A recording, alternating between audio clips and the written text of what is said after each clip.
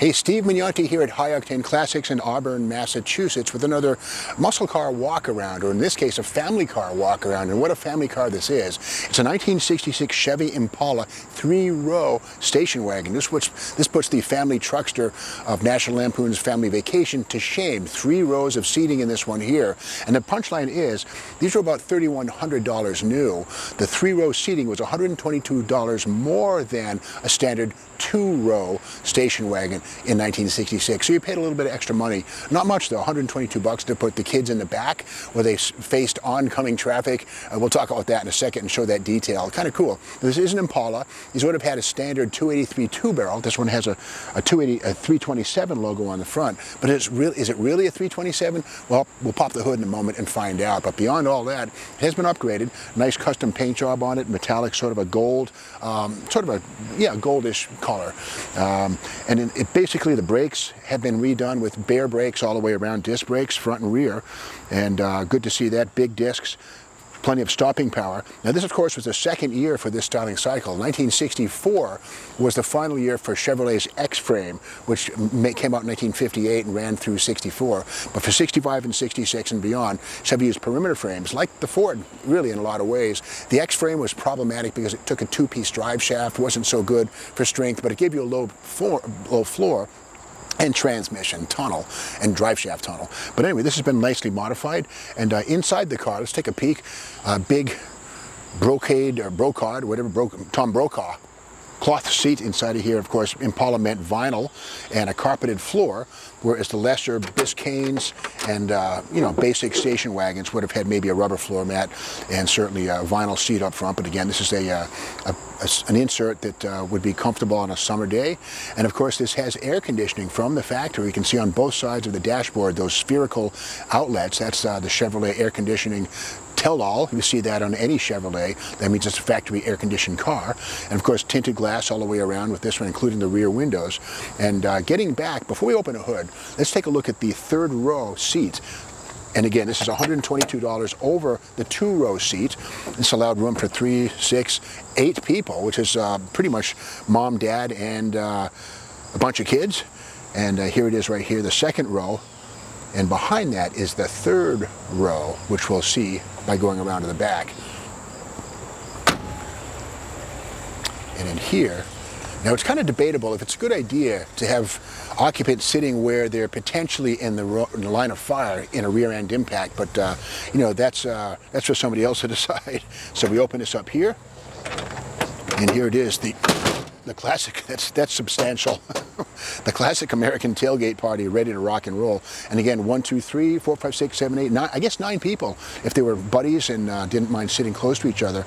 And interesting stuff on this too is there's a power window. There's a switch on that side of the interior that activates the rear window up and down. And so people in the back could actually open or close the rear window to taunt drivers behind, just joking. But anyway, lots of room here for the kids, the family, everything. And again, 3-row seating on this one right here makes it a pretty unusual package.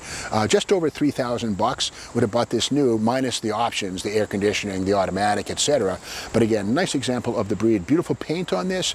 And another detail we see on this one too is that is a heavy tailgate. There we go. Anyway, but these steps right here helps people to get in and out. These are part of the 3-row package, and they're die-cast or chromed steel step plates right there, and so people could jump in and out of the back with a little more ease by using those. And also in some cases when there was an optional roof rack, these would also help people to load and unload cargo from the roof of the car.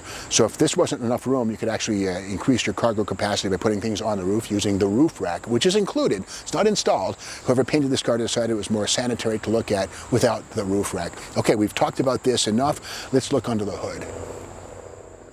And under that long, massive hood is room for plenty of engine. Of course, 1966 was the first year for the optional 396 big block. Do we have it here? And also the 427 was also possible here. But we look at the front fenders, we see 327. But is it really a 327? Well, the truth will be revealed now, and okay, that's a small block, but not just any small block. It's a Blueprint Engines 383 stroker. It's been outfitted with fuel injection from, I think, Phytec. So Sniper EFI, it's a Holley Sniper EFI, which is a fine addition. The Edelbrock Performer RPM dual plane aluminum intake manifold, a set of headers with a powder coating finish on them for long-lasting durability and good looks. And of course, air conditioning still in play, but not the factory frigid air stuff from General Motors. This is a March aftermarket air conditioning system, which is actually far more efficient than the factory stuff, which was large and heavy, and this is more modern stuff, which works better. Of course, the serpentine drive on the front is not factory, but that's okay with me. The billet aluminum brace and supports, and of course, the pulleys are all quite attractive, done up in that the polished finish, and of course upper control arms are not factory. We can see right here, these are tubular pieces, probably from an aftermarket supplier right there. We can see right there, these are stiffer than the factory stampings, so even better handling on this. You might call it a Pro Touring build, four-wheel disc brakes, and here's the Wilwood aluminum disc brake, dual circuit, of course, with a power booster device right there. The Hydro Boost is what that thing is right there, Hydro Boost, which actually utilizes the brake pedal pressure with a hydraulic pressure system to increase brake pressure, so you don't have to stomp on the brakes as hard as you might without the Hydro Boost. Now, that's a factory piece, the Hydro Boost. Also used on Buick turbo cars in the 1980s, the Hydro Boost, a classic piece of GM mechanical history. And again, a great example here of a big, full-size, large and in charge family car. It wasn't long ago that these were very popular with demolition derbies. You know, people would buy these cars and smash them and crash them. Kind of a sad thing to do. But again, the three-row, 9-passenger or 10-passenger, whatever you want to call it, body style, pretty uncommon. Now, Chevrolet was second place to Ford in 1966. They slipped a little bit. Why did Ford lead them?